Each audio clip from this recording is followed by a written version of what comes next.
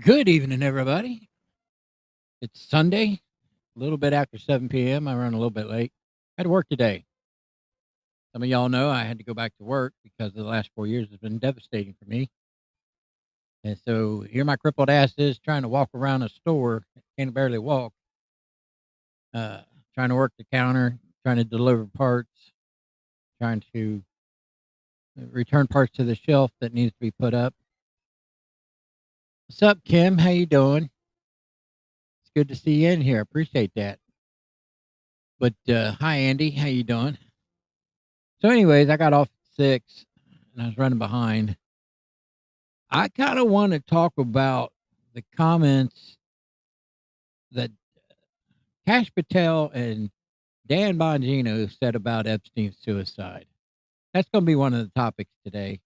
Another topic is how Marco Rubio has to justify every minute of his day to these pissant demtards when they never asked one question.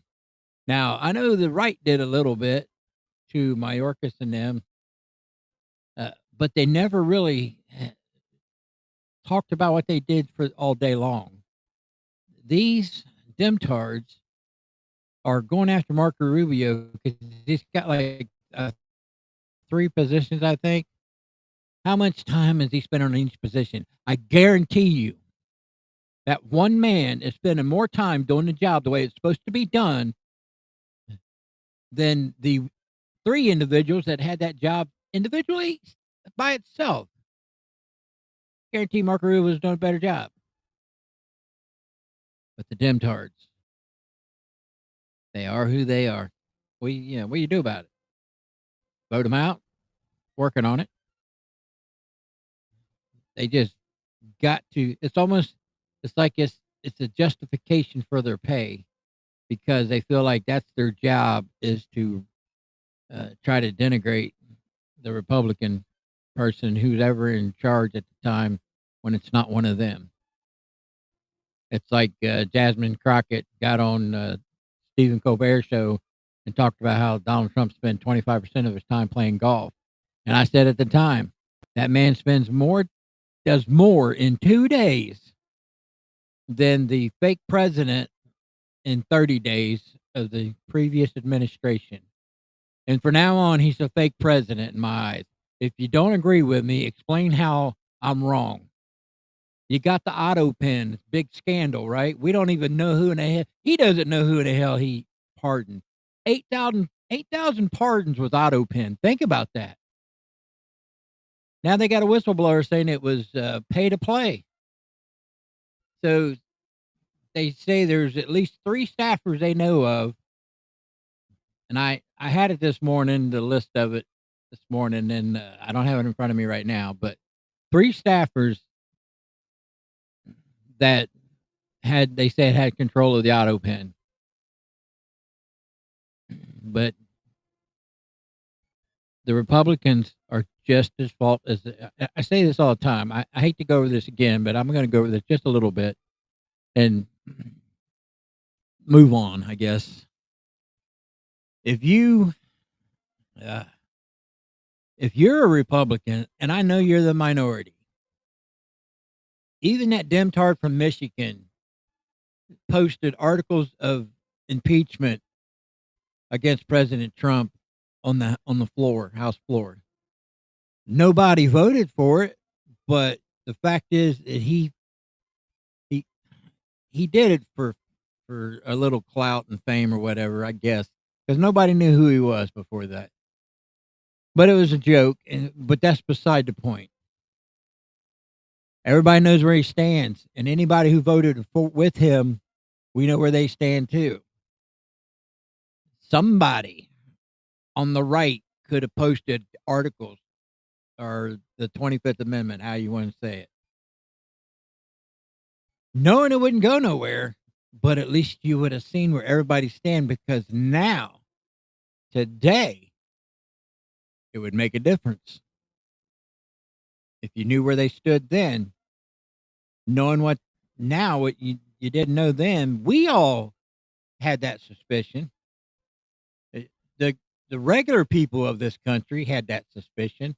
Not even a suspicion. A lot of us were convinced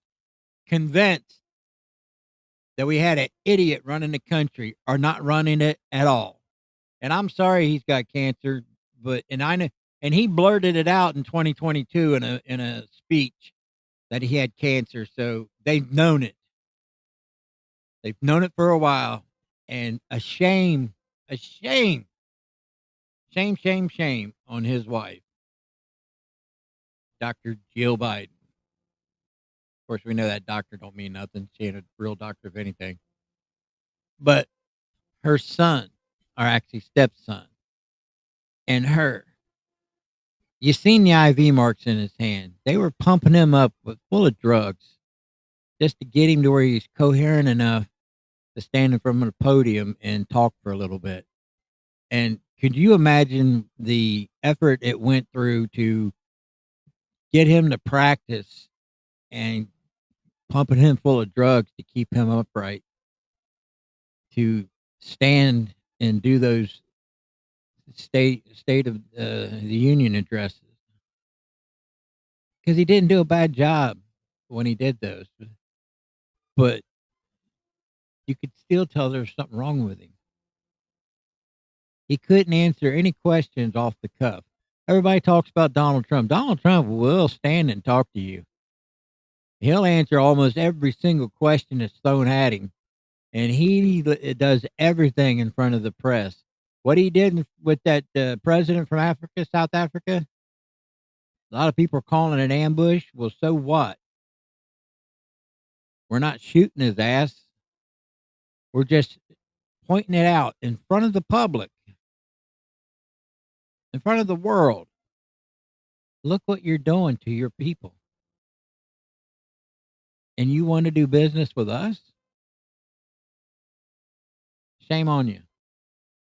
We were against the apartheid in South Africa when the English had control there. And then Nelson Mandela come along, he got out of prison and he united the country. And then he passed away, and now the people in charge are worse than the people who were in charge during the apartheid. Because white farmers are dying over there. And the Demtards made such a big deal about bringing over 59 white farmers with their families and everything under refuge status, which is exactly what that's for. Honest proof that they were being targeted by the government and allowed basically just open season on them.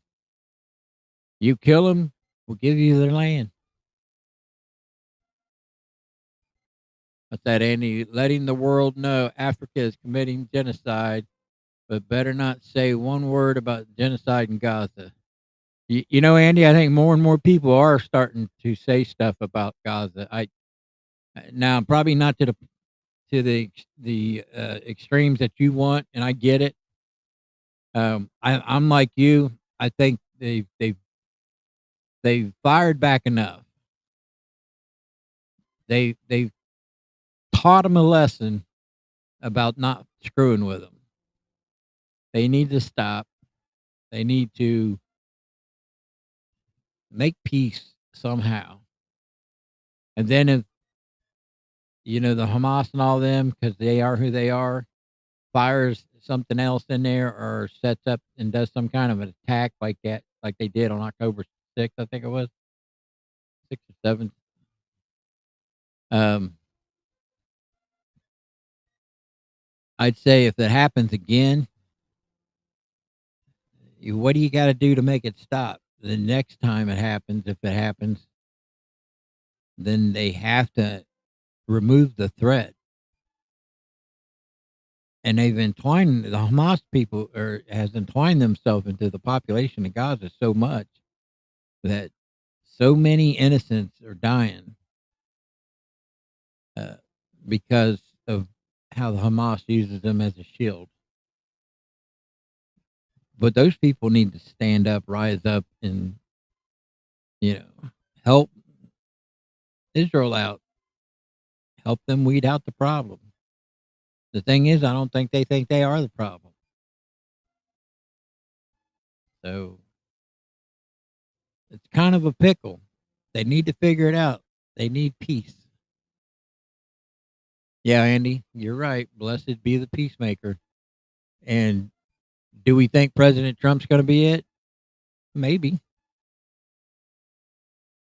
I tell you, if he gets everything worked out within the next couple of years, and it looks like he's trying his best, and it looks like it might work. There's so many variables in there, so many, and like the Ukraine Russia war, there's so much animosity between the two, and I get it. I honestly get it. Ukraine feels like they're being slighted if they negotiate for peace because they're not the ones that threw the first punch. I get it.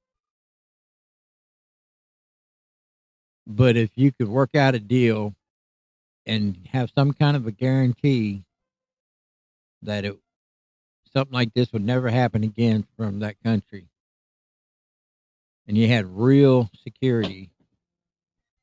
Sorry about that. I'm puppy setting, and she's trying to chew on a bone that's half their size. But anyways, having the real security that those kind of things won't happen again.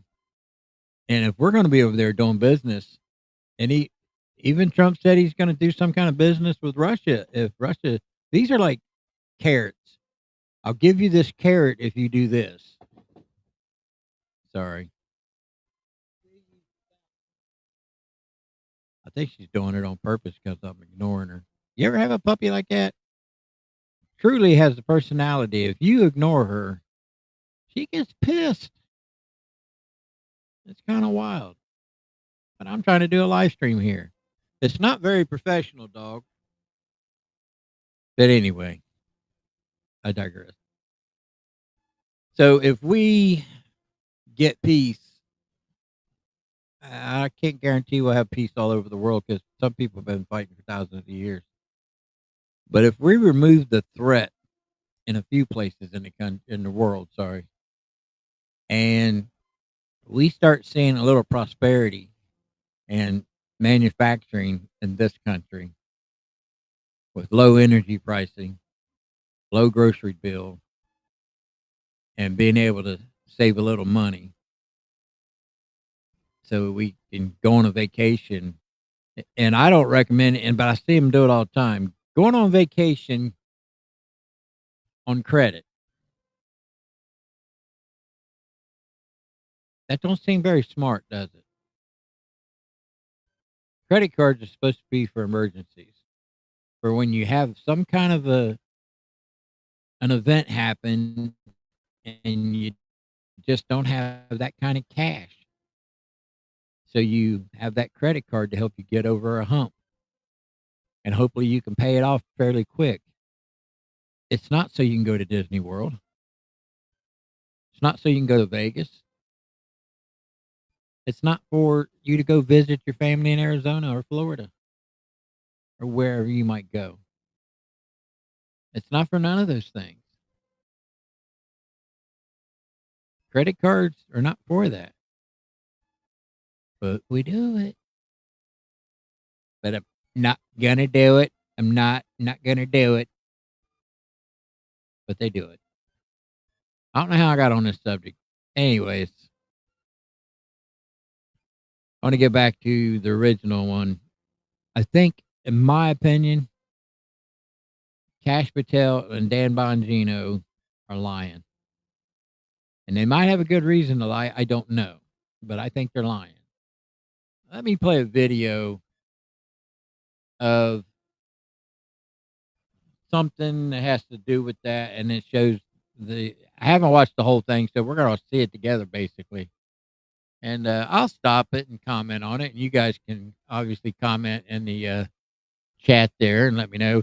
I had a guest coming on tonight, but I messaged him early this morning, and he hasn't got back with me, so I don't know if he got cold feet or what, or he got busy and couldn't do it, but he should have let me know something because he said he was wanting to come on here. So it's somebody that lives here in town, and we were going to talk about the Haitian issue, and he's a prepper too, so we probably would have got into that a little bit because I do a little prepping myself.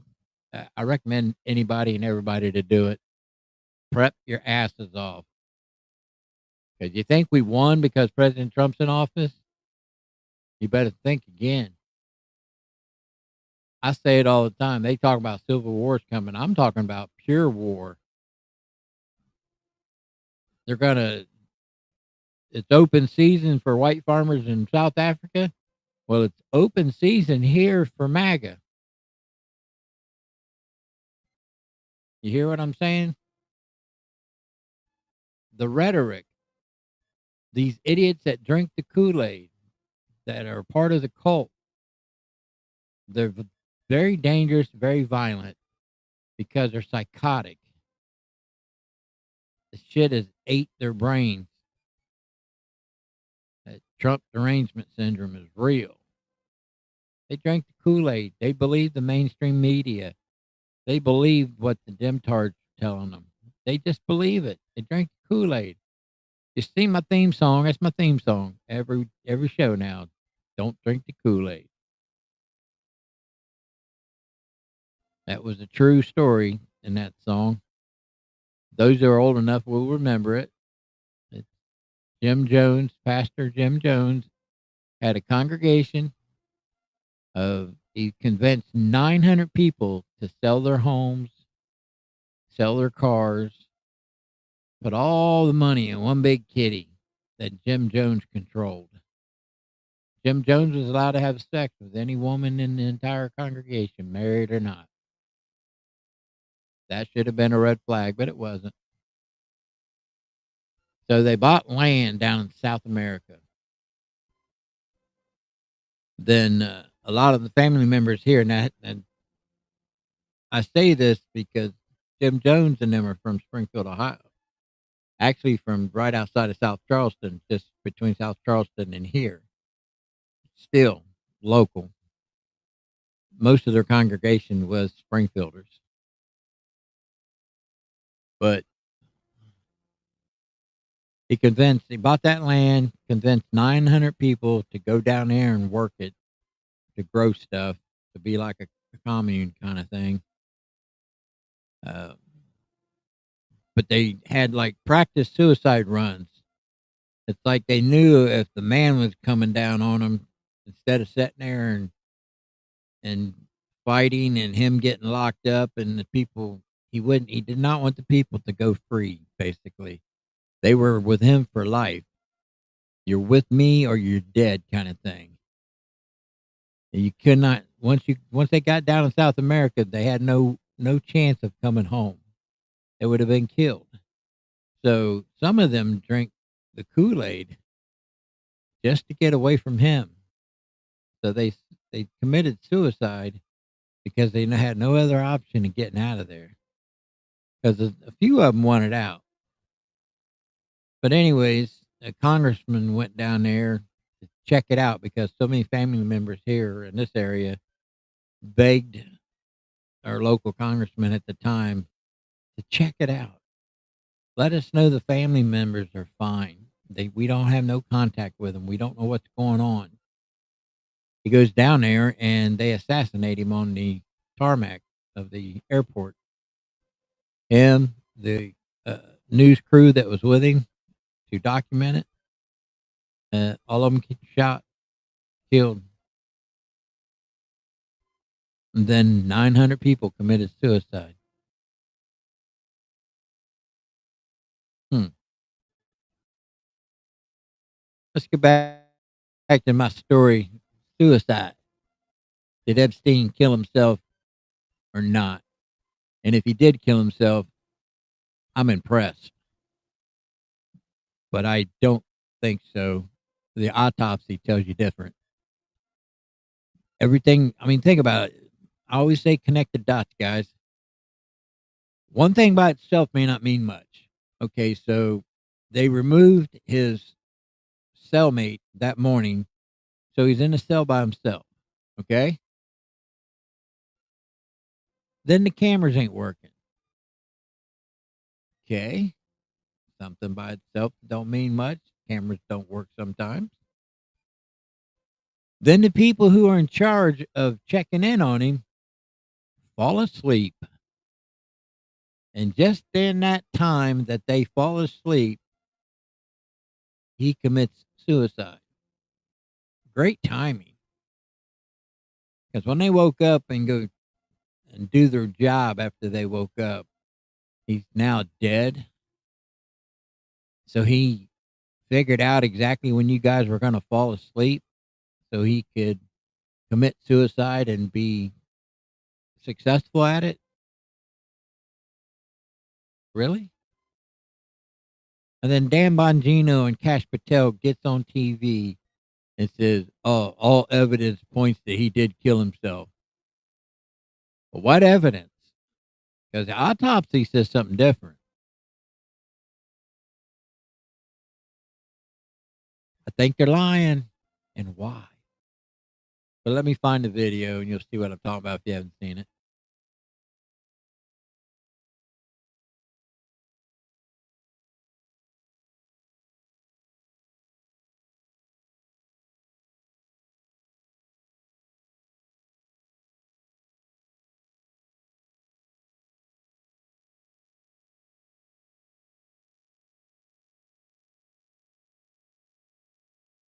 Of Kennedy, we're going to find all that stuff out. And we've been wanting it for a while to see what's going on with this, who's behind it, especially the last few years at a whole different level. And we're going to find out who the assassination attempt was. Was he tied to anybody? Was Thomas tied to anybody? And then we all see the same clip that you've seen, right? It's the clip with Bongino and Kash Patel. Yes. If you can pull that clip up, Rob. And, these are two men that almost anybody who knows, I think that's the one right there, almost anybody that knows them would call them patriots, right? Yeah. They've served their country. They've given their lives to the country. Dan has at the highest level, so has Kash Patel. And then we see this clip here that throws a lot of people off. Go for it, Rob. You said Jeffrey Epstein committed suicide. People don't believe it. Well, I mean, listen, they have a right to their opinion, but as someone who has worked as a public defender, as a prosecutor, who's been in that prison system, who's been in the Metropolitan Detention Center, who's been in segregated housing, you know a suicide when you see one, and that's what that was. He killed himself.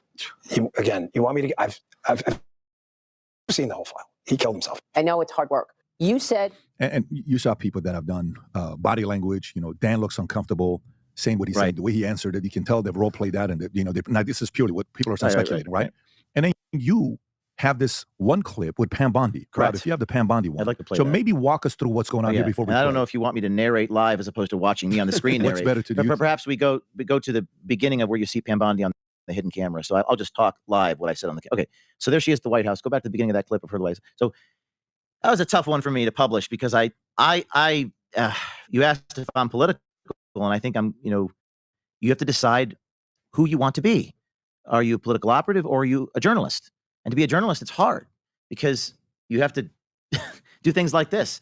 Pam Bondi was caught in a restaurant telling a stranger, a nanny, on April 28th or so, that there are tens of thousands of videos involving little children. Now, I didn't target her. I didn't seek to get this. People send me stuff. Sometimes I have undercover people all over the country, and they happen to get a conversation in an airport. I get sent this. I'm like, holy shit. Mm-hmm. This is not public.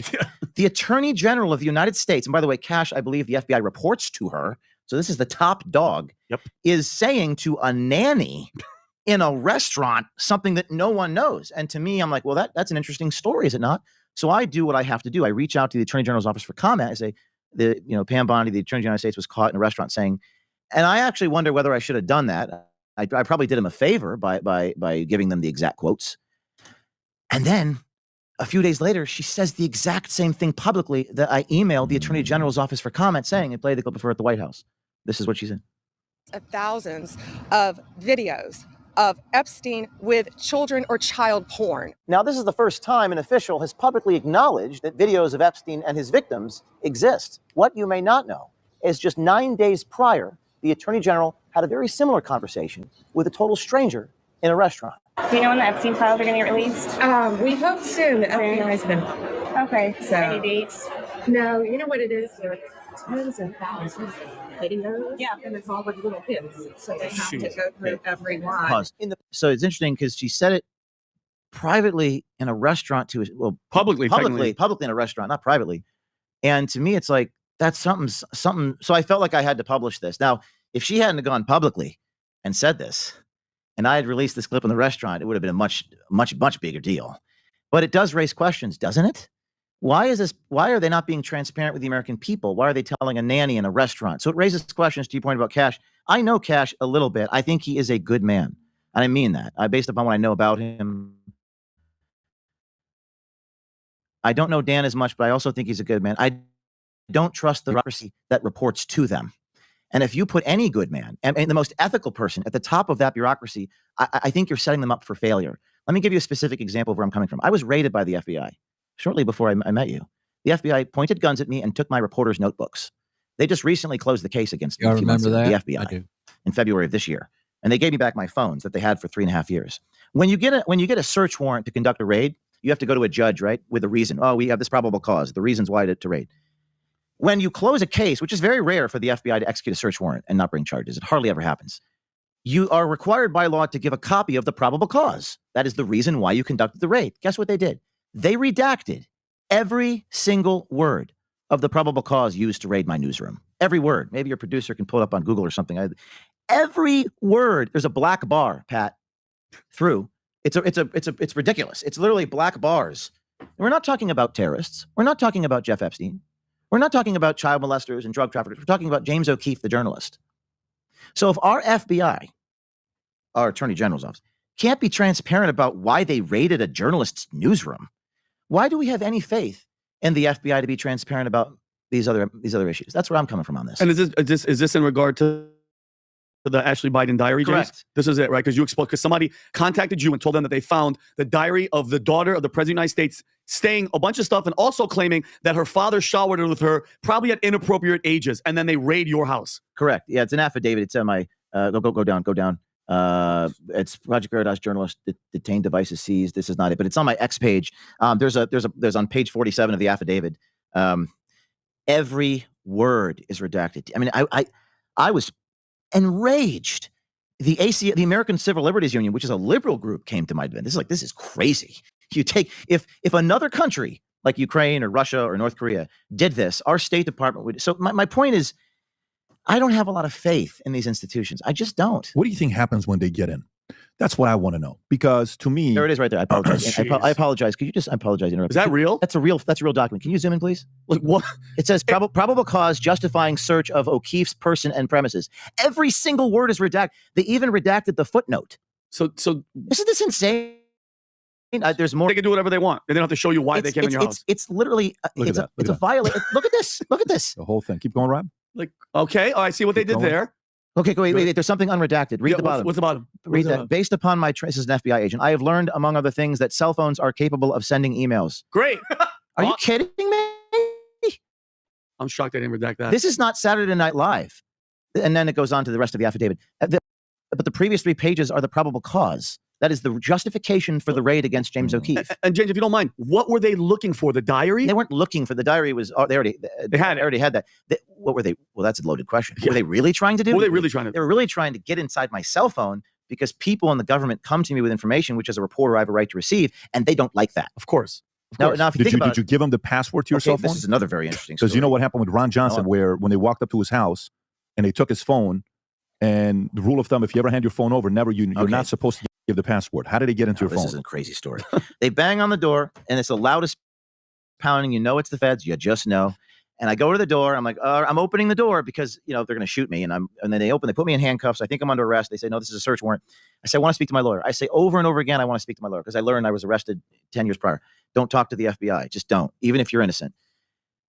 They say, would you like to use the iPhone on your nightstand? I said, yes. And then I unlock the phone because I have to call my lawyer. And the moment that I unlock my phone, they snatch the phone. Not get out of here. Holy shit. They snatch the phone out of my hand because I unlocked the phone. And then the FBI agent, like almost to torture me in front of me, he goes to the settings and he changes the settings to make it not go to sleep. Wow. And then Display. they put the phone in an evidence bag. Now the FBI has access to all of my signal messages. Do you know what's in my signal messages? All the people in the government that come to me with information. Wow. So the Department of Justice, this is the Biden department, or a month before Trump 2020. Excuse me, Biden was elected in 2020. Now they have access to all of my sources. Jeez. So this is what's considered to be a constitutional raping, because the American Bill of Rights have special protections for reporters. And you're talking to the only newsroom that has ever been raided by the FBI. We're the only ones that have ever been raided. And they did it just to get the information. So what's behind all those black bars? I believe confidential FBI informants. Of course. People who lied to the FBI to set me up. So I could tell you so many war stories, guys, but you ask me questions about Kash and Dan Bongino. They're great guys. I think they mean well. But if you put me in charge of the FBI, I wouldn't know what to do. I mean, how do you trust a bureaucracy like that? Where people behave that, by the way, that is totally illegal. You can't take a gun, point it against your forehead, and say, give me your reporter's notebooks. If that happened in Eastern Europe, our State Department would be issuing sanctions against that country. But it happened in New York. Yeah. So can I ask one question, James? So they promised all this. Day one, we're going to do this. Day one, we're going to do that. What do you think happened? Meaning they're in now. Donald Trump is the president. He's told them, go ahead, you guys do whatever you want. Who makes a Pam Bondi, a Dan Bongino, a Kash Patel all of a sudden change their tunes and not release what we know? Because, James, at the end of the day, she even said tens of thousands, I'm assuming, James, is let's say 30,000 hours of grown men having sex with children. And, James, I don't know if you're familiar. In the movie JFK, Jim Garrison says, and I quote, let justice be done, though the heavens fall, which basically means going after truth, no matter how powerful the people and no matter what happens to the system. So what happened? What do you think they go in and who tells them you are not releasing any of this because our friends and blah, blah, blah are attached to it? I don't know if anyone tells them. I mean, some have said they put you in a skiff. This is not a fact. This is speculation, but a funny notion that might illustrate what could happen is, you know, that image of JFK getting shot? Yes. Do they put the leaders in a skiff that's a secure compartmentalized information facility? Do they show the Zapruder film of JFK getting shot and said, you better do what we tell you to do? Or that could be you. Now, I'm not saying they did that to these gentlemen. And I actually genuinely mean this. I've met Kash. I think he's a genuinely good man. I think the system is institutionally corrupt. And everyone says, you know what they say to me, Pat? Oh, call Kash. He'll help you out. Call Bam. Call Pam. Yeah, like I got them on speed dial. They're getting asked for 10,000 favors a day. Mm-hmm. I don't have any money to give them. The system is so broken when you need the guy at the top to be so influential. It's the system. It's the Article 3 judges. It's the courts. It's the line prosecutors. The agents in my apartment. Do you know that when the agents were in my apartment, I could tell by the looks on their faces that they didn't want to be there. They're like, this is crazy. This is wrong. But they did it. Well, speculate a little bit. What do you think happens when they get in? Because they tend to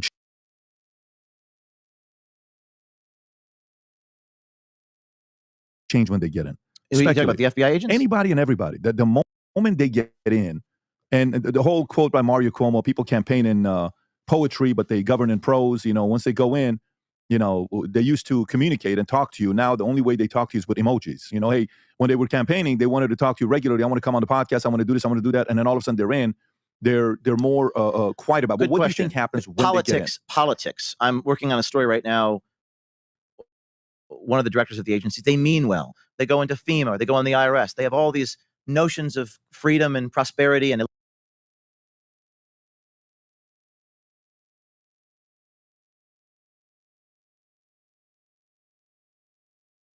So do you think Dan Bongino and Kash Patel are lying? Do you think Pam Bondi's lying?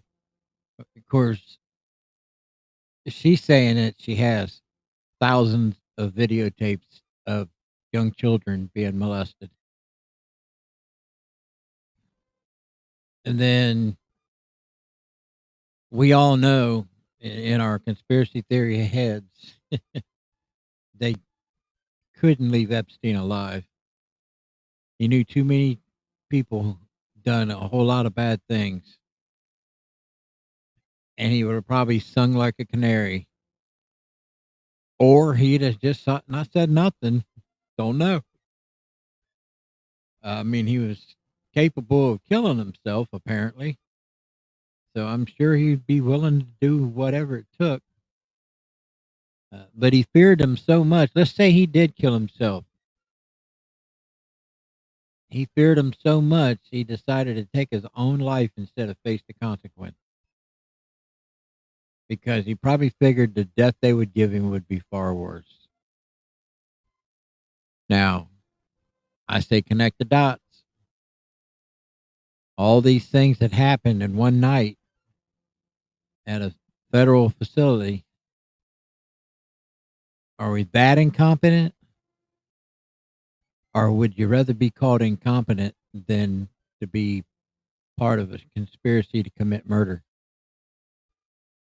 What do you think it is? Tell me, the few people that are here, tell me in chat, what is your opinion? See if you think like I do, or if your opinion is completely different and I'm off base, and let me know, because I'm thinking I'm right. For whatever reason, those two good men, and I thought I didn't know much about Kash, but I was assuming from everything I've seen over the years that Dan Bongino is a patriot. But what convinced them to lie? Because I think they did. What do you think? If you are watching this on your phone or whatever, I hope you're paying attention to it. You don't just have it on and be having it on, but type in here what you think. You think they're lying, or you think they're telling the truth? So lie or truth. That's all you got to type. One or the other. Lie or truth. I'll wait. I'll set up this next deal with Marco Rubio, who has to answer to these demtards who are worthless pieces of shit. How he spends every minute of his day, and that he can't possibly do a good job being pulled between so many different job positions. And I'm telling you right now, I just said it earlier, he's probably doing a better job with him doing all three positions. I think it's three positions only, but three. I bet he's doing a better job than the men before him.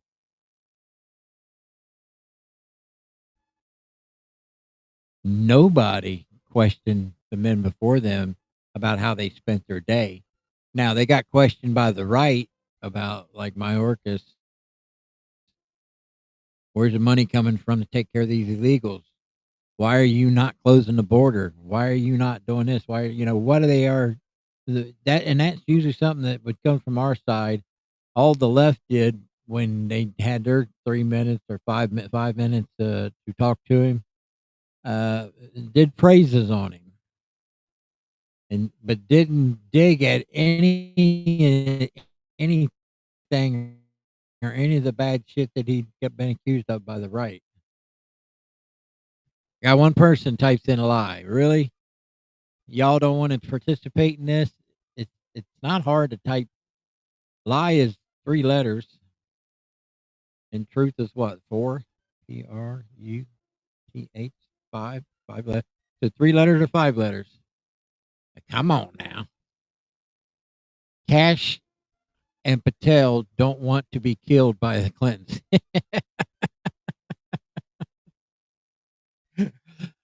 You know what, Andy? You could be absolutely right about that, because we all know Clintons have a long line of bodies behind them. You want to talk about some coincidences over the years? There's a hell of a lot of coincidences of people passing away through. It's 3 ways they always do it. They either have a heart attack, they commit suicide, or a robbery gone wrong. That's the 3 ways that everybody that's been in the Clinton circle and needed to go because they knew too much and it was going to be a problem for them. Boom, boom, boom. Yeah, Andy, fear is a hell of a motivating factor. But I would have thought that Dan Bongino was above that. I mean, hell, he was in the Secret Service. I mean, he knew he was in FBI, not FBI, but oh shit, he worked for investigations, I think in the state of New York, if I'm not mistaken. They work like the police department, I guess. Hey, Phantom, how you doing? So, are they cowards? Yeah, everyone has a price, but what is that price?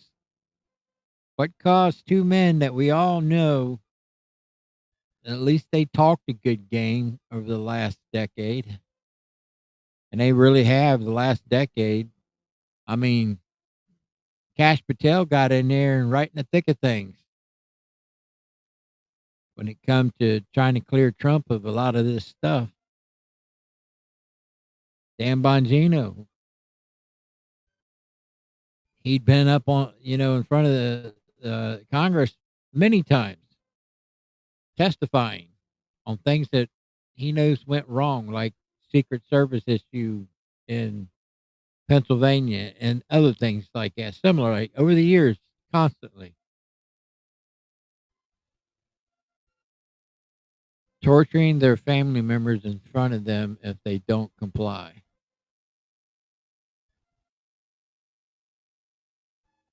But the thing is they're not alone. They have the power of the presidency that's got their back. So if they know who these people are, they can be held accountable in one way or another. But the thing is, I think they're lying not because they are in fear of the Clintons, although that is a good that is a good assumption. I think the global powerful people, the real power in this world, the real money in this world, has had a conversation with him. Now, I don't know if they offered him cash or if they just offered him safety, because you're right. Knowing that somebody can reach out and touch you, not just you, but your family, and ain't nothing going to happen to those individuals. They'll never be caught. They'll never be held accountable for anything, but you'll be dead. Your family members will probably be raped, beaten, and killed before you die. So it's a possibility. But I would have thought, really, and you don't know the whole story behind the scenes.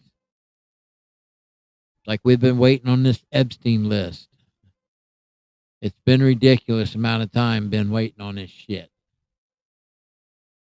And Pam Bonnie has been saying she's got thousands and thousands of video of Epstein and others doing terrible shit to children.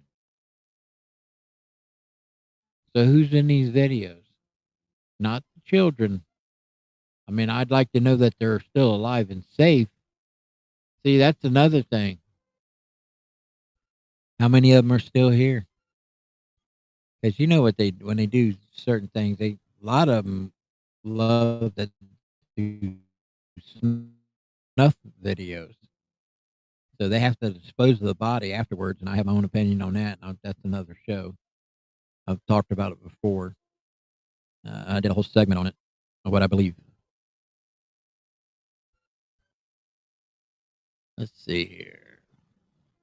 Andy, a lame duck who will be out in less than 4 years. Bongino and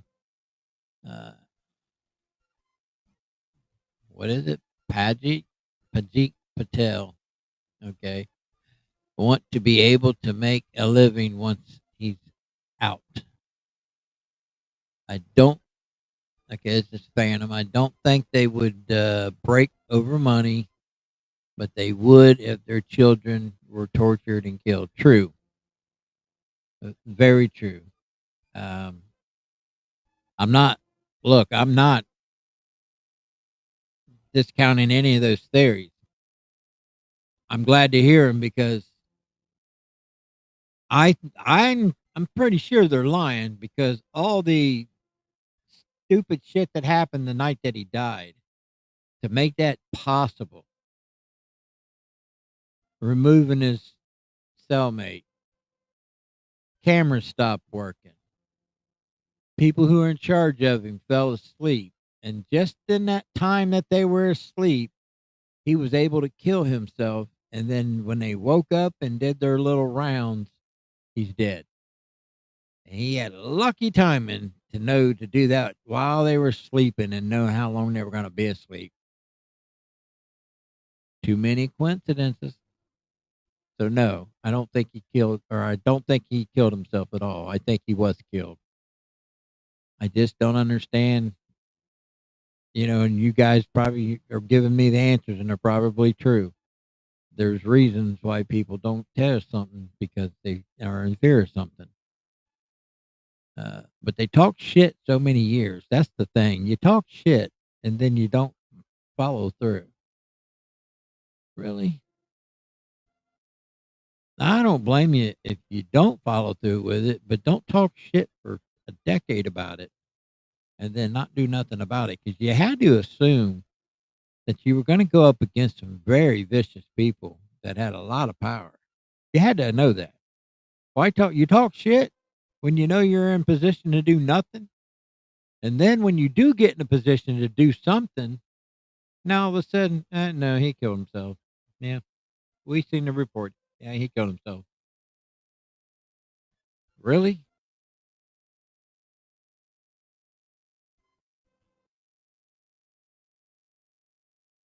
I'm reading the chat here real quick, guys.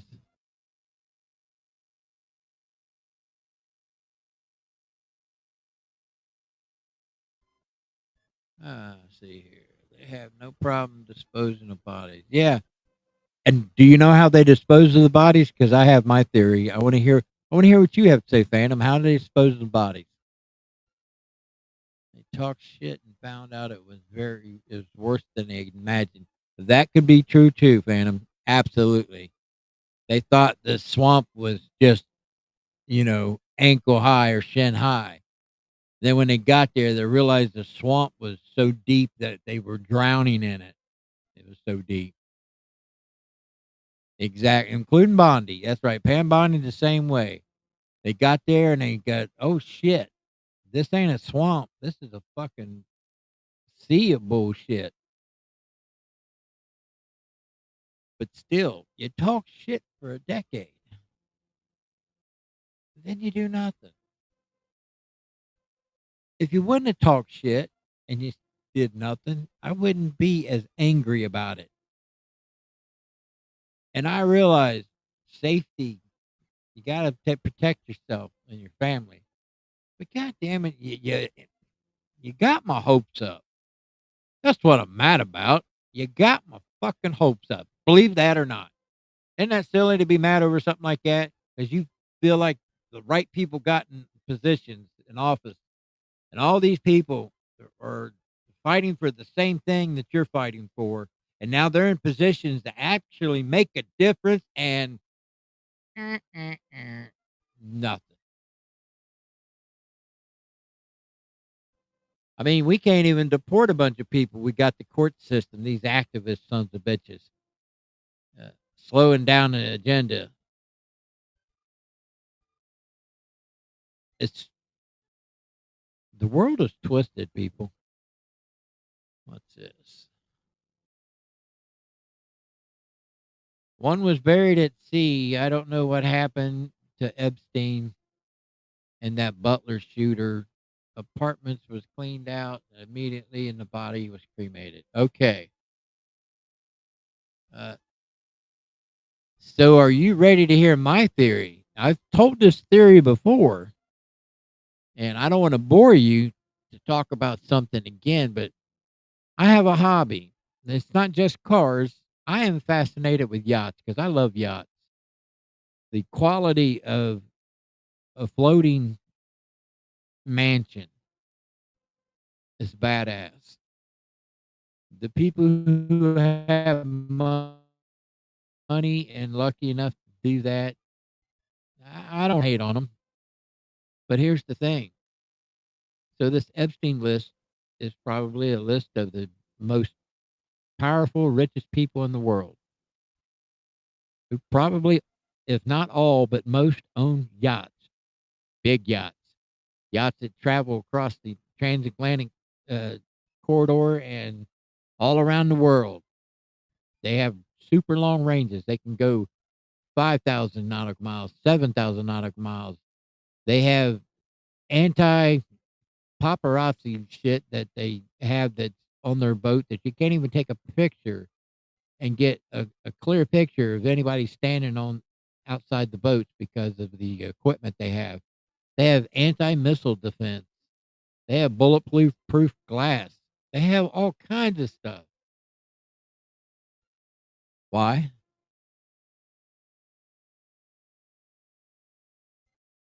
When if these people are doing this horrific stuff to these children, and we have hundreds of thousands of children missing in the world, hundreds of thousands, I guarantee most of them will never be seen again, because when they're done with them and they don't want to witness, they don't want them growing up and then later in life decide they want to tell their story to the world about how they were treated as children. So these rich and powerful people can't afford that. So they're out in the middle of the Atlantic Ocean or wherever, and they dispose of the body and let the sea eat the body up. Because there's a lot of things in the ocean that will just devour the human body. That's what I think. I don't know. What do you think? Now, all the people in here, and I only had two people give me whether they both thought, just like I did, Kash Patel and Dan Bongino lied in that interview. What's up, Rusty? How you doing, bro?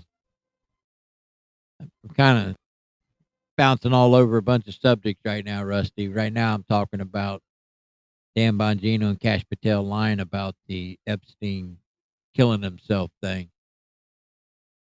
I'm saying bullshit.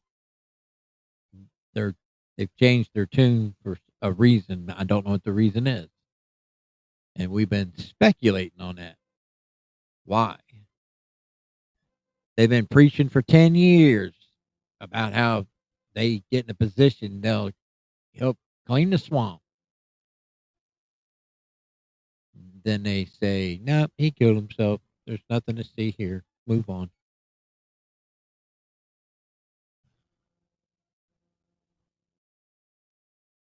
That'd be too much trouble to transport dead children to the boat. No, the children ain't dead when they get on the boat. A lot of this horrific stuff that I'm talking about happens on the boat.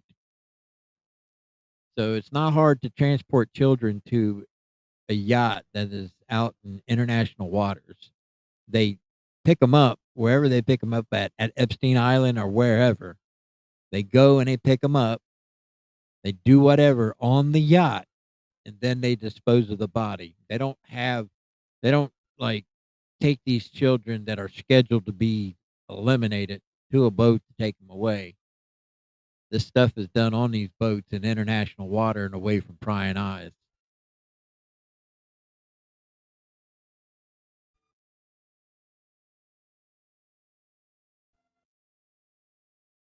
Yeah, Minnesota.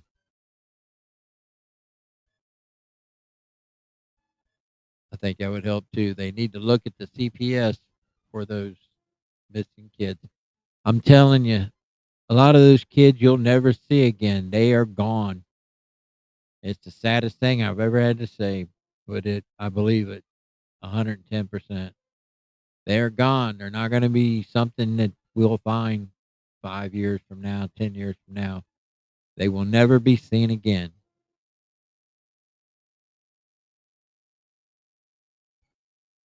Yeah, Phantom. I mean, they can incinerate them. There's all kinds of ways to get rid of a body, but they definitely ain't burying hundreds and hundreds of thousands of children over several decades.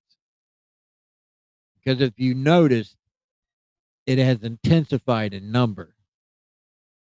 And we have more rich people than ever before owning stuff like yachts, islands, having this network of black internet, basically, to where they can auction off children and then work with their transportation to get them where they need to go through the cartels, through, like here in my town, Haitian gangs. We have all kinds of human trafficking for different reasons, for different causes.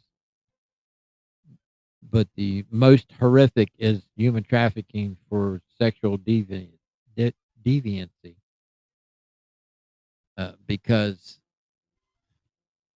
it's just not something that they're going to be able to come back with on. You know what I mean? So they got to get rid of the evidence.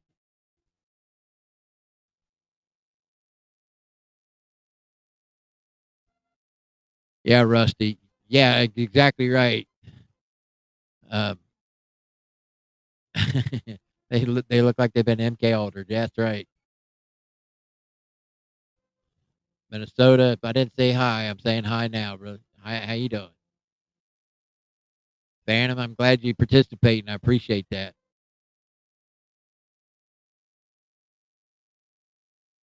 It is sickening. Yeah, and there's another thing. You're exactly right, Phantom. It may not just be for sexual deviancy. It could be for organ harvesting. Absolutely. I don't disagree with that at all. But for whatever the reason, these children are going to be gone forever if they can't do something about it. Try to show that these rich, powerful people, because we're talking super rich. You know, there's a lot of super rich billionaire Russians running around with yachts. There's a lot of Arab multi-billionaires running around. They have the baddest yachts I've ever seen. I'm talking bad to the bone. You know, one yacht's like 125 million. Then I seen one yacht that was almost $500 million. You know, and a bunch of them are between 65 million and 100 million.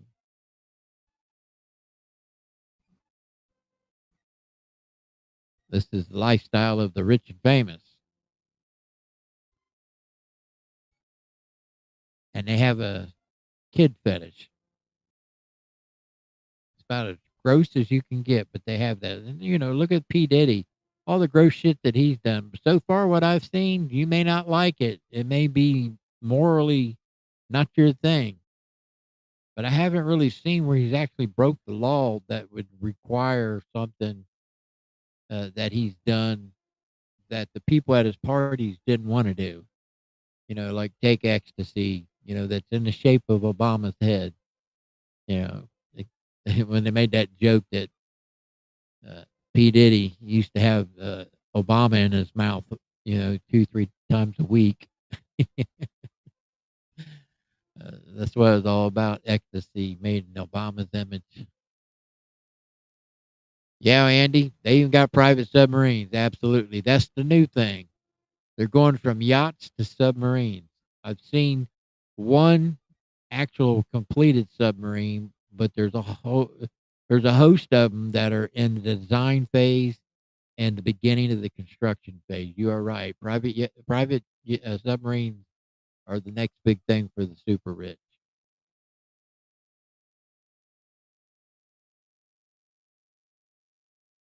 What's this? Bohemian Grave in Arizona.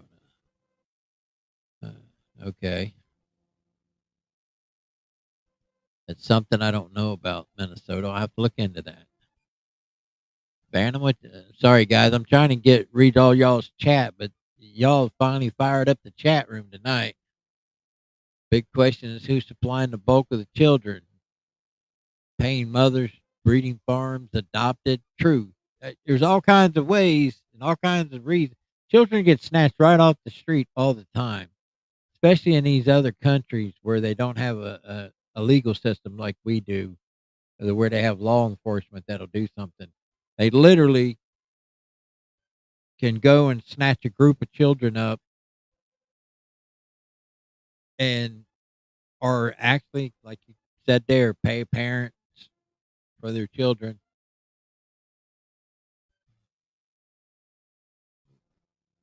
I'm trying to read everything, guys, about the breeding farms, the Ukraine organ donors.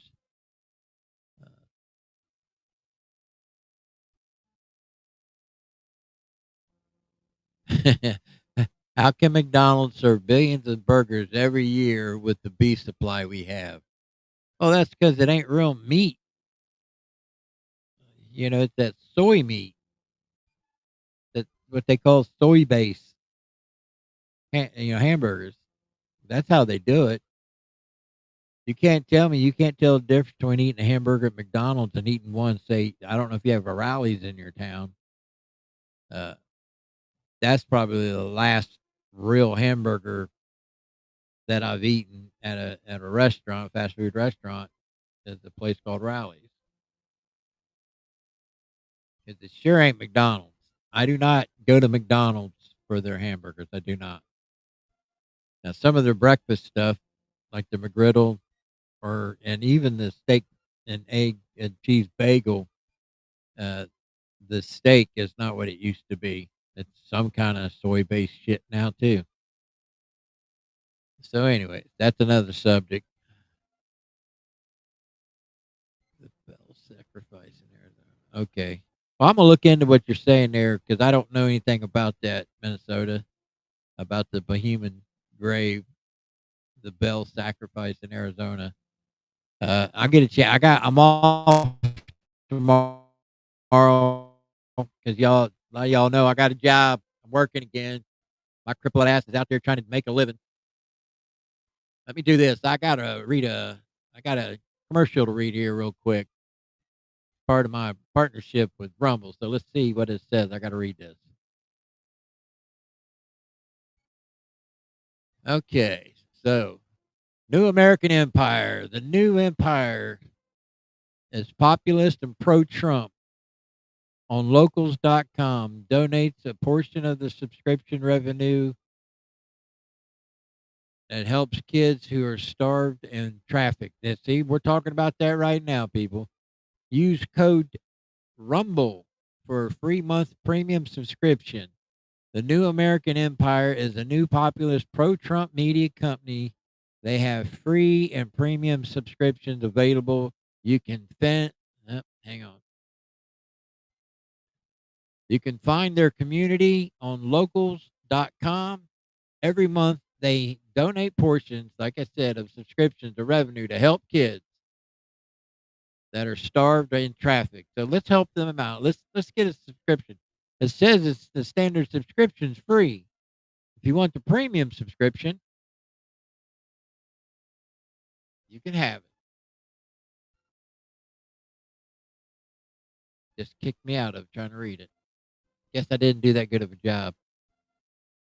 I'm not a very good salesman. Y'all know that. I don't pimp myself or whore myself out very well. I need more followers. I haven't got a new follower in 2 weeks. Not one. I haven't lost any, but I haven't gotten a new follower in 2 weeks. I don't know what I'm doing wrong. I think I'm talking about stuff that's important. At least I think if it's important to me, I guess it's because I feel like it's important to me. It's important to everybody. That's like being self-absorbed, isn't it? It's all about me, me, me. Let's see here. What are you putting in links here, Phantom, for the good lawfulsociety.org. McDonald's uses worm meat fillers. Okay, now you just grossing me out, Phantom. Here, I thought we was friends. You just went and grossed me out. Yeah, I can believe it. I'm sure at these fast food restaurants, we eat a lot of stuff we don't realize. We don't realize it until stuff like that comes out, and then you're like, oh. But people still go there. They still eat it. There's people you can tell them the truth and show them evidence, and in fear of breaking their mentality or their way of living, because they don't want to be told that they've been living wrong or eating wrong or whatever, or their points of view are wrong, and they don't want to be told that. They don't want to be shown that. They just can't handle the truth. Those are the ones who drink Kool-Aid and are stuck in that position. They can't help themselves.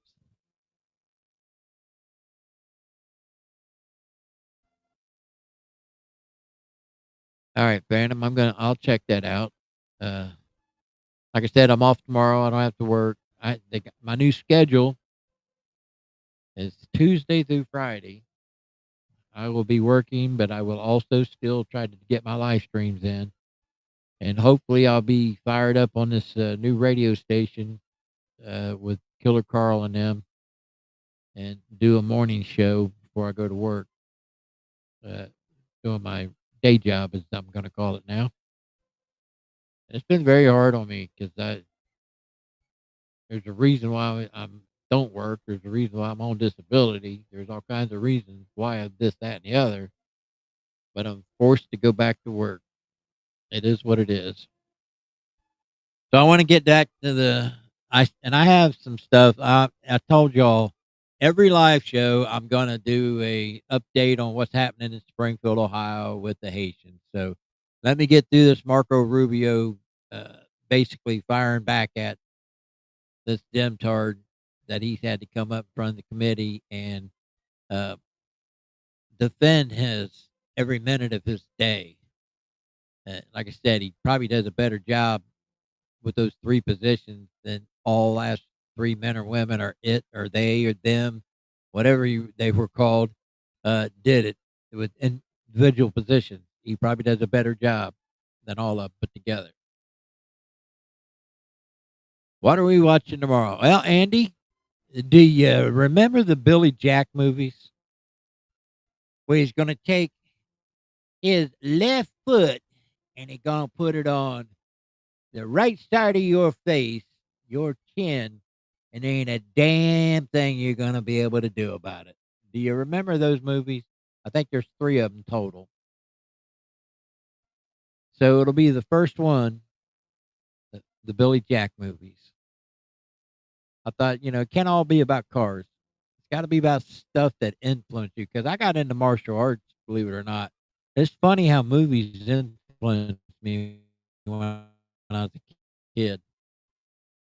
I got into martial arts, and I started doing Kempo when I very first started doing martial arts. And then we went to one of those karate competitions, and we were part of it. And I think people who did Taekwondo, and man, they were killing it. They could, I mean, I switched over to Taekwondo when I was 15, and my instructor could put his palm through 13 bricks, each brick 2 3/8 of an inch thick. I always wanted to do that. So when I got up and I got all the way to being a brown belt, which is up there pretty high, by the way. For a guy my size, I did pretty decent. But I finally got to the point to where I could break bricks. I couldn't do 13. I did 4. I put my palm through 4 bricks, and I done it at several events because a lot of people couldn't get through 2, and I could get through 4, and it was so impressive. There was one other guy besides my instructor. My instructor did 13, and there was another guy who did, and he was a little skinny dude too. And I seen him take his elbow through 10 bricks. And I also seen a kid break, and I say kid, he was almost an adult, break his wrist trying to break 2 bricks. 2. Broke his wrist, shattered it. A lot of people breaking the wood is not as hard as anybody thinks. It's too easy to break the wood because you're getting kiln dried planks, and they're not that hard to break when they're kiln dried. They're brittle. So breaking wood is just for, I don't know. It's almost like a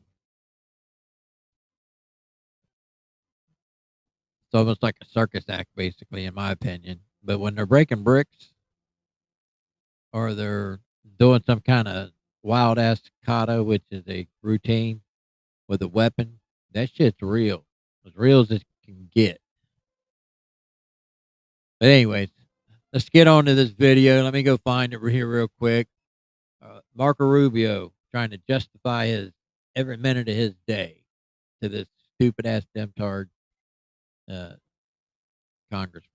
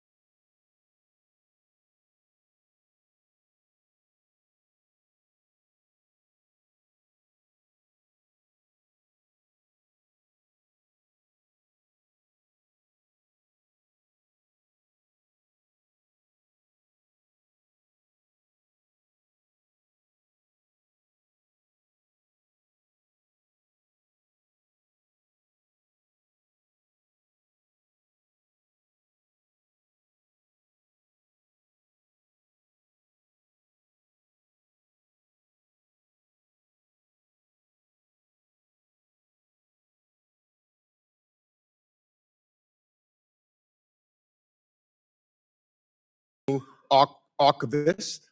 You're also the interim national security advisor. You cannot spend every day at the State Department and then neglect your other jobs that you have the responsibility to do. So how much time do you spend at the other jobs? If you spend every day at the State Department. Well, now you know I can't offer you 8 hours to answer every question I'm complaining about earlier. Here's the thing. All those jobs largely has been folded into the. Do you want my answer? Do you want to? No, I just want to know this. Did you anticipate or did you want, when you were sworn in to be the Secretary of State, do you want to have the jobs of No, USAID administrator? No, I did not apply for those jobs. I was asked to serve in those roles, and I'm happy to do it. The archives are doing great. The USAID has been folded under state, so it's a sort of a duplicative role. And the National Security Advisor, which is on an interim basis, has tremendous overlap with what we're doing at the State Department. Well, then why not get rid of all of them and just put everything under you? Get rid of all those departments. If it's not crucial to have someone every day at the as a National Security Advisor, you folded in USAID, you saying the archives is fine, get rid of them. Wouldn't that be then waste? Based upon how you have determined there's waste, based upon your testimony earlier, and some of these other departments, they were duplicative. So if it's duplicative, then get rid of them. Well, you would have to pass a law to do that if you want to combine those 4 offices in your reorg. Well, look, that hasn't stopped you in the past because the law requires you to consult with Congress on any proposed reorganization of USAID or the State Department. That hasn't happened. I agree. It should be the Congress's responsibility. Your staff claimed, quote, that you've extensively consulted Congress on your plan to fold USAID into state. But that did not happen. All we members have gotten was 1 hour of a meeting with Pete Morocco, who you later fired and who couldn't answer our most basic questions about the aid freeze. And you've ignored thus far. That's why I want to know about you've ignored nearly 20 letters from this committee seeking information about who sent, since you took office, as well as,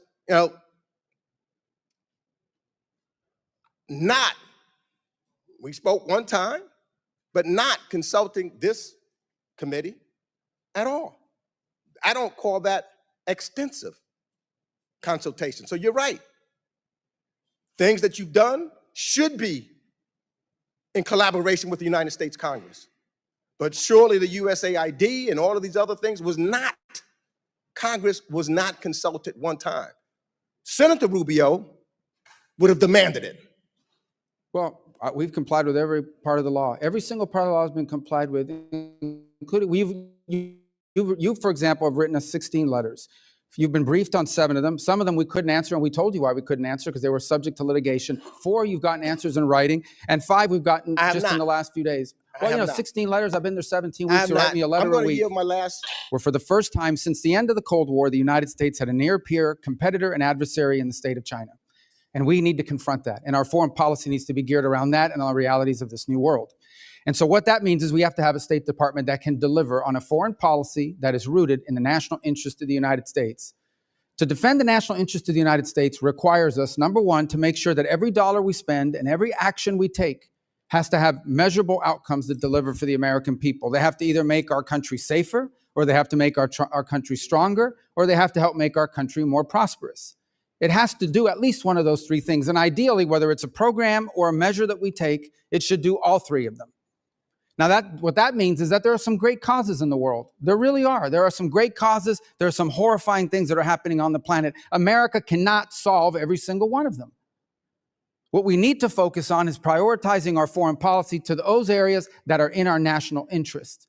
Now, we will still remain the largest contributor of foreign aid and humanitarian assistance on this planet by far. The United States, even under the budget that's before you today, and the changes we have made, will still contribute more in foreign aid than the next 10 countries combined, than the entire OECD. The next closest country is not China, it's Germany, and it's way behind us, even now. But that foreign aid has to be geared towards our national interests.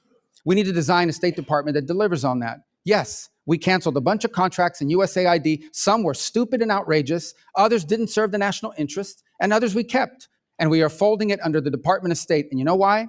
Because we want it to be part of the toolbox of foreign policy, not a standalone.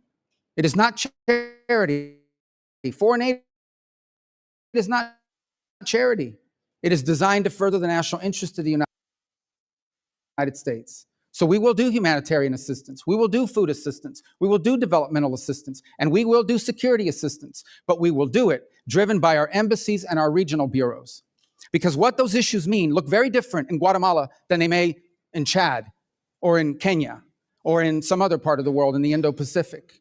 And so one of the things that we have tried to do in our reorganization is drive power and influence on policymaking and decision-making to the regional bureaus and ultimately to our embassies. Our embassies, our ambassadors, are the front line of American foreign policy. The most important thing I do every single day is not read memos, it's read cables. Every night I get 10, 15 select cables from stations around the world, different embassies. The best ideas in that building come from the ground up from our embassies. Now, I want to tell you something else. Look, I did serve in the Senate for a long time, so this is a new job to me. When I got there, I'd get a memo. I still get these memos. I should have brought one today. In order for an idea to reach me, a decision to reach the Secretary of State, some of these things have to be checked off by 40 people, 40 boxes. And if any one of these people has a question, they can hold it up before the idea even ever gets to me. Now, that sounds like a crazy thing to begin with. We can't afford it in the 21st country. We have to be able to move very quickly. Syria, granted people with some checkered background, is on the verge of collapse potentially. And if it collapses, it will devolve into civil war. And civil war will mean that it will become a playground for ISIS and other jihadists, not to mention Iranian influence coming back in. So there's no guarantee that by outreach and working with the transitional authority in Syria, things are going to work out. It may work out, it may not work out. But if we don't reach out and try, it's guaranteed to not work out. And so we had to move very quickly to action that. If we had not done sanctions relief last week, and now the EU has followed suit, then our partners in the region could not have provided donor dollars so that that transitional authority could try to stabilize its governance of the country. That place could have collapsed within weeks and become an ISIS playground once again. There is no way that a traditional system could have delivered on that. It would have gone to the interagency. It would have gone to 6 to 9 months of debate. Any individual could have held it up with an information hold, and we never would have acted. We can't afford it. The world moves too quickly. And so we need to drive policy from the ground up, from our embassies and our regional bureaus, and that's what we're doing. And that's what we're doing.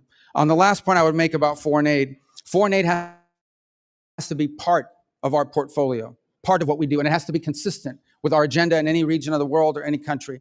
And oftentimes you will find, and maybe some of you have found when you travel, you go talk to an ambassador and they will tell you what USAID was pushing and what they are pushing in the country are not just different, they're in contradiction. And in many cases, USAID programs were undermining the mission of the embassy. That's a fact. And I heard that over and over again. I've heard it in the Caribbean basin, and I've heard it in other parts of the world. I am not the first Secretary of State that wanted USAID and foreign aid to be under the Department of State. I'm just the first that's been able to do it. And I'm glad we've done it, and it will deliver better foreign policy and, frankly, more accountability and more oversight opportunities for your committee down the road. Thank you.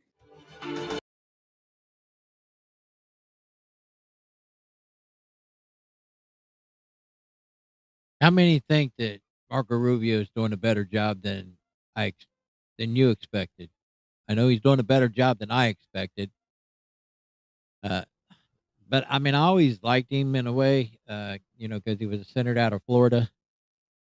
He had good ideas, but he also had ideas that, like, he would allow fast tracking for people coming across the southern border to become U.S. citizens.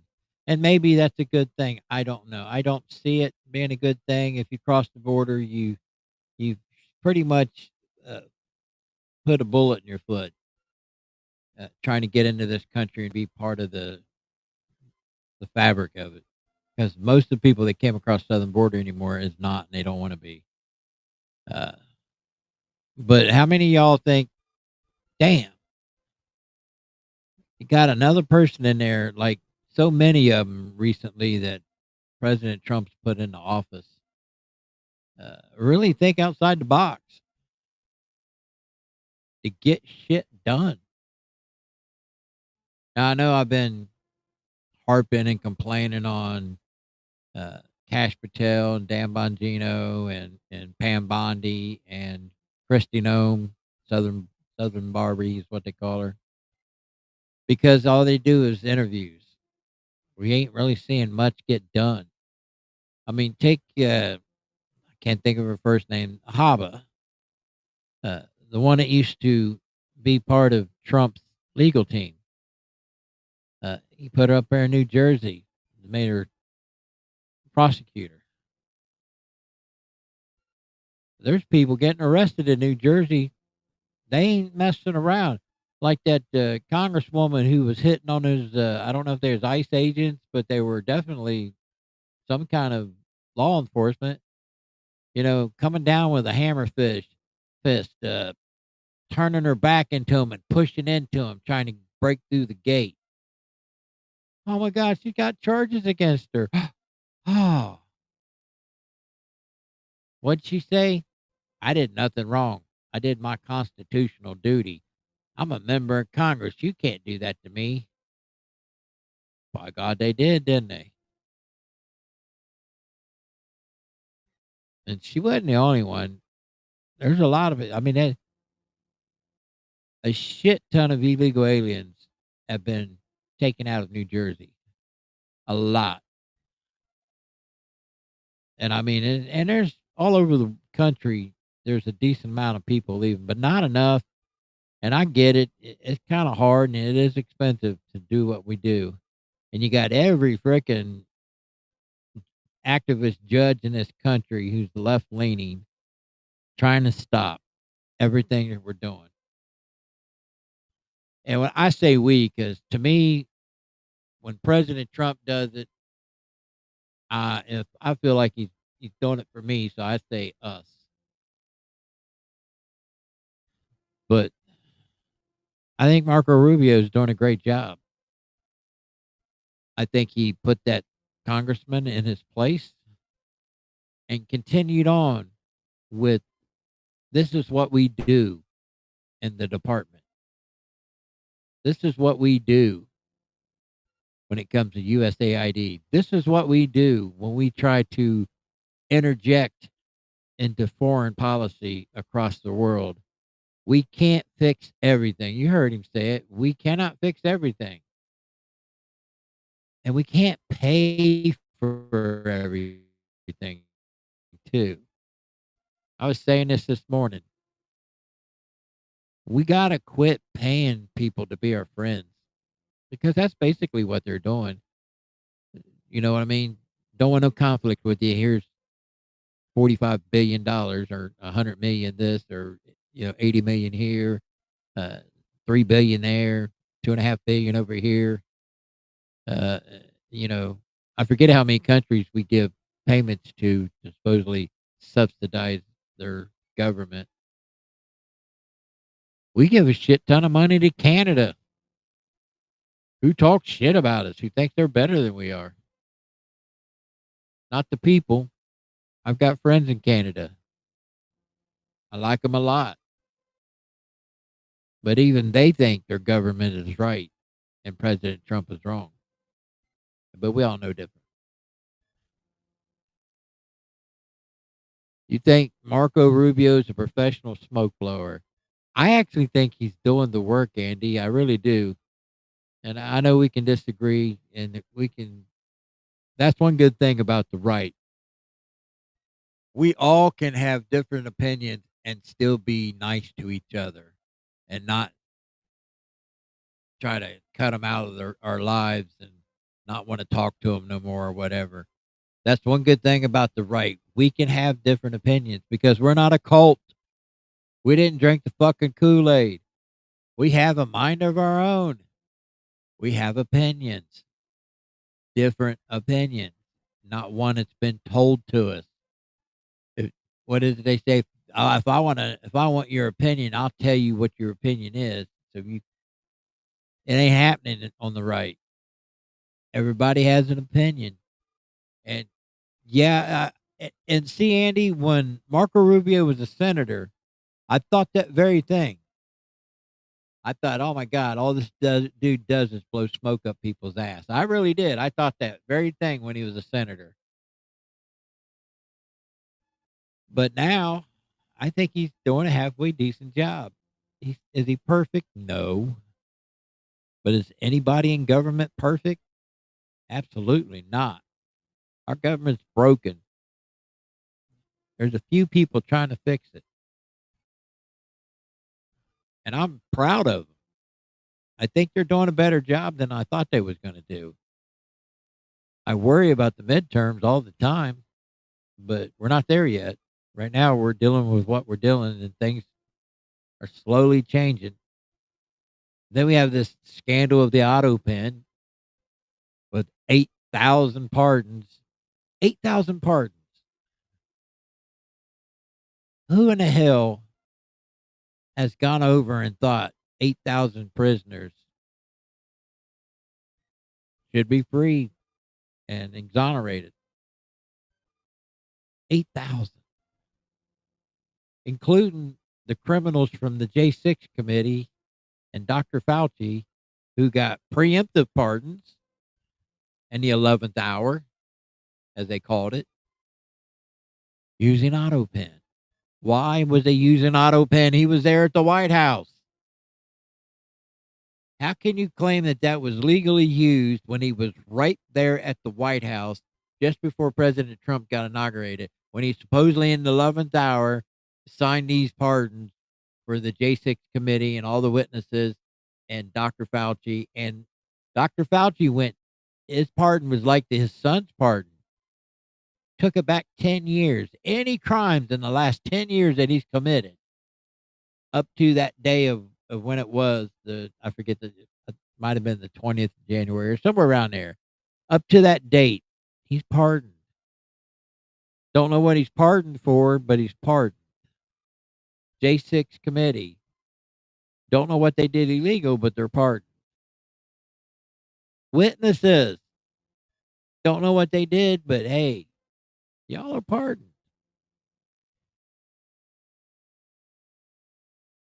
Really? 8,000. I've said it a few times. When it comes to something that the president is doing, executive orders, pardons, whatever, by God, it should be the actual signature of the president, not an auto pen signature. God, it's crazy. All right. So before I get off here, and I appreciate y'all coming in and hanging out. And I know we're going on an hour and a half now. We're a little bit past that. I do a quick little update on the Haitian thing before I get off every live stream now. So let me go in here and find this, and we'll see what's happening with the Haitians. Ain't much happening this weekend. I think it's because it's a holiday. There's not much being posted. People are out doing stuff with their families. But I've showed recently that we found one of the stash houses that the Haitian gang controls with prostitution and drugs and guns. But let me see if I can bring something up from our local Facebook page that might have something we're interested in. Oh yeah, our governor.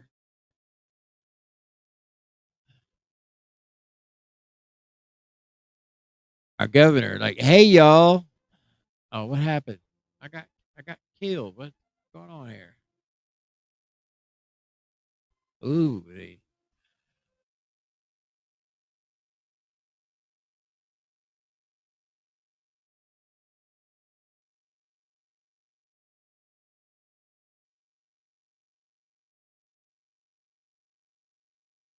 I think Facebook did something to me there. Did you see that?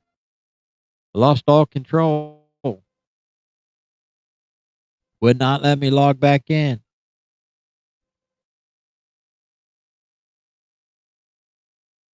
I don't know what's going on. Let's see here. Is Biden's judges nulled? If he was incompetent, all actions should be null and void. Yes, Andy, exactly. If it's proven that his mental acuity was diminished and he did not have real control over, because they say the auto pen's legal as long as the president has full competency and knowing that was his decision to do these things like pardons or executive orders and the use of auto pen because he's traveling or something. That's what the whole auto pen was supposed to be for, is like when they're traveling or something like that and they can't be in the office, but these things need to go forward right now. He was there in the office. He was there on this last part. They still used auto pen. Why? Because he doesn't know. He didn't know. You can't tell me he knows about 8,000 pardons. That's like so impressive of a number. It's like the most, I think, in history of a president doing any pardons for anybody. That's a shit ton. 8,000. They say they're claiming that some staffers were getting rich. They were getting payola for using that auto pen while the president wasn't in the office. Fascinating, isn't it?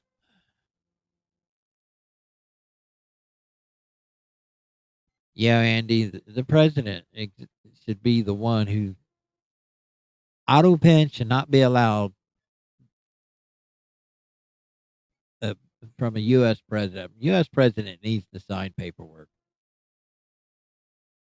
And what I got to say is, while a president's traveling, is it really necessary to sign that stuff with auto pen that it can't wait till the president gets back in the office?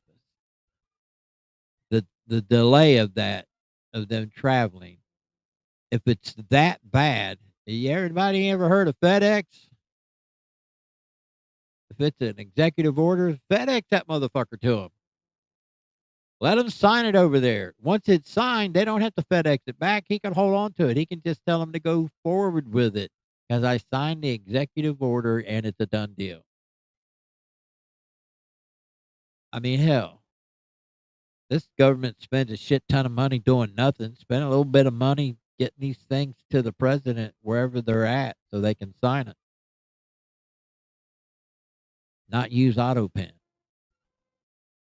That's just me talking. I was going to show you guys something from my Facebook. It was about our governor who says things are back to normal in Springfield, Ohio now. Of course, y'all know that's bullshit, because I've been showing you accident on top of accident for the last 2 weeks of stuff that happens daily here. I showed you one of the stash houses for the Haitian gang. Things ain't back to normal here. They're so full of shit. I'd like to show it to you, but Facebook done something to me. I'm going to have to look. I bet I just got a strike, because I post stuff on my other Facebook page too. So, you know, I may be going to meta prison or something. Anyway, saying that, thanks for stopping in. Sorry the internet's messing up. Of course, I have that problem almost every day. You pay all this money for the internet, and then you can't really use it the way you want to use it. It's downright pathetic. You know, you have a phone bill, internet on it. It's not too bad, but it's not great either. Then you pay even more money for internet at home, and it's constantly, at least mine is, it's constantly whacking out of shape or going. I mean, I lost internet for a couple hours, almost 4 hours the other day. I've lost it in the middle of my life. Hell, I lost it one time doing my movie Monday. I've lost my internet. I had to go back and redo the movie later on when the internet came back. Those a wrench into my plan there, people. I apologize. It ain't really nothing I can do about it. But saying that, you are watching me on Rumble and YouTube right now. Rumble Empty Pockets Podcast. On my YouTube channel, it's Jimmy Pockets, baby. Jimmy Pockets.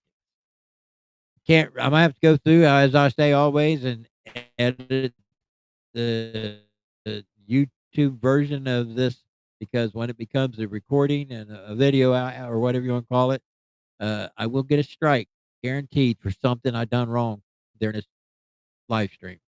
So I'll have to go through. I've been going through and edit it within 24 hours, because I don't always know what the strike's going to be for. They do give me the warning, and then I fix it, and then it either goes away or they give me another warning about I didn't do something.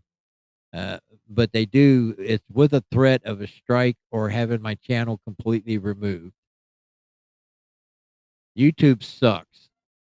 My car channel, good content on my car channel on YouTube. Don't have no problems with YouTube whatsoever with that. But I'm bringing my car content to Rumble, because YouTube can kiss my ass. So those who watch my car content, it's coming to Rumble.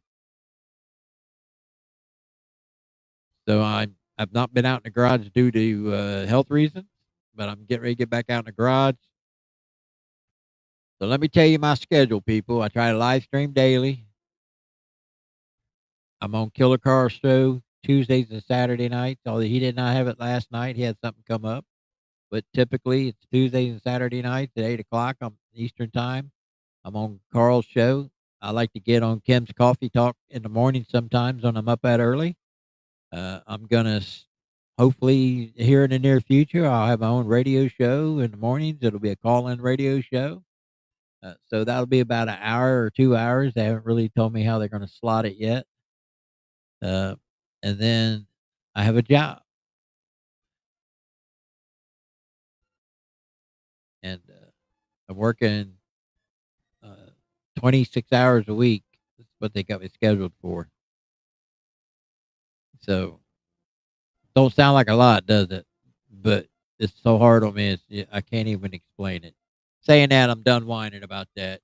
That's my life, and it is what it is. And I hope y'all enjoy these live streams. I hope I give you something. I hope I entertain you enough, because I know I'm kind of an idiot. So I have a perspective that's not normal. and, but a lot of people kind of agree with it sometimes.